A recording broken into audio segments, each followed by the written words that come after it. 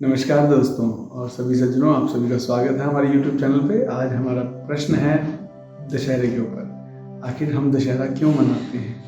बहुत से लोग कहते हैं अरे रावण ने जो किया लाखों साल पहले या हज़ारों साल पहले, अभी तक उसको मारते जा रहे हो। एक बार मार दिया राम जी ने, कोर्ट भी एक बार सजा दे के छोड़ दी थी, अब तो उसको हर साल मारते रहते हैं। कुछ लोग ऐसा कहते हैं रावण ने तो सीता जी को छुआ भी नहीं, फिर भी उसको जलाते रहते हैं। रावण तो महापंडित था, महाज्ञानी था, उसकी अच्छाई को नहीं देखते आप। एक उसने क्या बुराई कर दी, आप उसकी बुराई के लिए आज तक उसको जला रहे हैं। ऐसी कई किंवदंतियां प्रचलित हो गई हैं कि क्यों जलाया जाता है। मैं कुछ बड़े सरल से कारण देता हूँ। पहला कि रावण कोई भी व्यक्ति के अंदर छिपा हुआ ऐसा अभी व्यक्ति है, ऐसा व्यक्तित्व है जो बहुत अच्छा करते करते भीतर में कुछ अहंकार, कुछ काम, कुछ क्रोध, कुछ लोभ और मोह अपने आप सृजन होता चला जाता है ज्ञानी होने के बावजूद। याद रखें, ये मोस्ट पावरफुल पर्सन के साथ ही होता है। अनपावरफुल पर्सन क्या जाने मादकता क्या होती है, अनपावरफुल पर्सन गरीब आदमी क्या जाने लोभ क्या है, कितना लेवल का है। ये छोटे लालच है। रावण जो प्रपन्न है, जिसके पास सोने की लंका है, अभी भी वो लोभ में है। जिसके पास विश्व की परम सुंदरी पंच महाकन्याओं में से एक मंदोदरी है, वो अभी भी लालसा से परिपूर्ण नहीं है, तृप्त नहीं है। अपने भाई कुबेर के बेटे नल कुबेर की पत्नी से भी वो सामूहिक सहवास नहीं कह सकते, उसको दुष्कर्म ही कहेंगे, करता है। और जिसके बदले नल कुबेर उसे श्राप देता है कि आज के बाद यदि ऐसा किसी पतिव्रता के साथ करेंगे तो आपके सिर के 7 टुकड़े हो जाएंगे। अब अर्थ ये है कि वो नाग कन्याओं का भी हरण करके लाता है, वो देव कन्याओं का भी हरण करके लाता है। अभी तक उस लालसा से तृप्त नहीं है, अंत नहीं है इस लालसा का। और फॉरेन कल्चर को तो बिल्कुल सूट करता है कि कंटेंटेड पर्सन तो तरक्की करना बंद करता है। वो कंटेंटेड नहीं है, हर बार कुछ नया चाहता है, वो तृप्त नहीं है। तो राम केवल एक पत्नी से भी तृप्त है। वो कहते हैं मैं एक पत्नी व्रत लूँगा। और रावण के ऐसा गुरु नानक देव जी की गुरबानी में आता है, 1 लख पूत 1.25 लाख नाती, तिस रावण घर दिया ना बाती। तो रावण को क्यों जलाया जाता है कि भाई एक तो हमारी पीढ़ी दर पीढ़ी एक तो जन चेतना को पता चले कि रावण बहुत विशाल का है। उसका स्टैचू, उसका जो व्यक्तित्व है बहुत ऊंचा है। उसमें 10 सिर हैं, 10 सिरों के बराबर उसमें दिमाग है। उस व्यक्तित्व को देख के कितनी मेहनत लगती है उसको बनाने में, खड़ा करने में, उस व्यक्तित्व को खड़ा करने में। परंतु एक चिंगारी से वो जल के राख हो जाता है।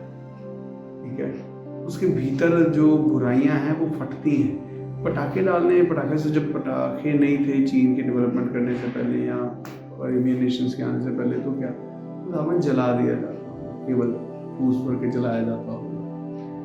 तो कारण क्या है कि हमको उसमें अपने व्यक्तित्व को झांकना है, रावण को नहीं। हमको एक वैसे बता दी स्टोरी तो पता चल गया नहीं।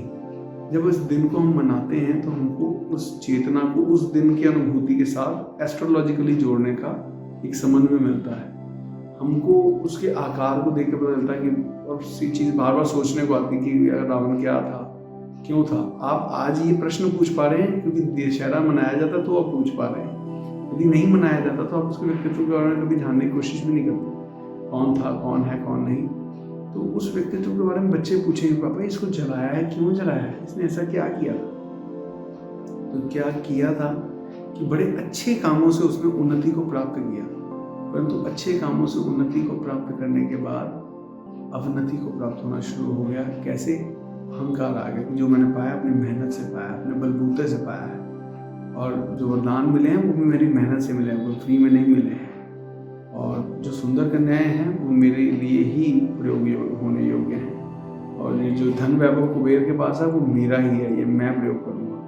तो सब मैं और मेरा करते करते वो बीच की बारीक लकीर जो है मर्यादा की, वो भूल गई। और ऐसा किसी के साथ भी संभव है। हम रावण को जलाते हैं और उससे शिक्षा ये लेते हैं कि भाई साहब जीवन में तरक्की कीजिए, खूब कीजिए, मगर एक ध्यान रखिए कि बहुत ज़्यादा तरक्की के शिखर पर पहुंचने पर कहीं आप वो मर्यादा की लकीर क्रॉस न कर दें। जिसमें आप अहंकार, काम, क्रोध, लोभ और मोह से जकड़े जाएं और आपका पतन कब होना शुरू हो आपको पता भी न चले। याद रखिए, जब तक आप ज़मीन पर बैठे हैं तब तक आपके अंदर कोई विकार नहीं आ रहे हैं, परंतु जब आप उन्नति के लिए आगे बढ़ेंगे, इस शिखर पर उन्नति की हर जो अचीवमेंट है उसके पीछे छिपी हुई मादकता आपके सिर पर चढ़ने लगती है। ये सुवर्ण है।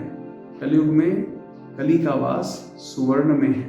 ये हर अच्छी चीज़ के पीछे छिपा हुआ है। हर अच्छी चीज़ को पाने का लालच बन के हमारे पीछे चिपक जाता है और हमारे दिमाग को कब कोमल से, सदैव से, वही रावण जो कहता है कदा निकुंज कोटरे वसन कदा करिष्यसि हमाम। तो मैं निकुंज कोटर में बस के प्रभु आपका भजन कब करूँगा, मैं छोटी सी कुटिया में रह के भोले बाबा आपका भजन कब करूँगा। तो ऐसा रावण आज सब कुछ भूल गया है। तो ऐसा आ जाता है। अगर रावण के अंदर अच्छाई बची हुई थी तो दैट्स ऑल्सो पर्पस, आप उसको अच्छे तरीके से याद करें। उसकी केवल बुराई का नाश होता है। उसके जल जाने के बाद जो लकड़ी के डंडे हैं लोग घर पे ले जाते हैं और कहते हैं उससे घर पे कोई अहंकार, काम, क्रोध, वासना और भूत प्रेत पिशाच आदि नहीं आते हैं। तो ये भी एक मान्यता है, परंतु वास्तविकता में उससे हमारे अंदर वैदुष्य की भावना नहीं आती है। उस जले हुए अंश को देख करके लगता है कि यदि रावण जैसा दिग्गज जल गया तो हम क्या चीज़। अपने अहंकार को नीचा दिखाने का ये प्रतीक है। रावण तो चला गया, अब हमें उसकी कोई चिंता नहीं है, परंतु हमारे जीवन में हम रावण ना बन जाएं। और जब रावण बन रहे हों तो हमारी चेतना जागृत रहे कि अंत तो बुराई का ऐसा ही होगा और सत्य की सदैव विजय होगी। सत्य में विजयते का एक घोष गूंजता रहेगा और हम निर्भीक होकर भगवान के बताए पथ पर सरलता से चल सकेंगे। इसीलिए उत्सव इसी प्रारूप में बहुत ज़रूरी है।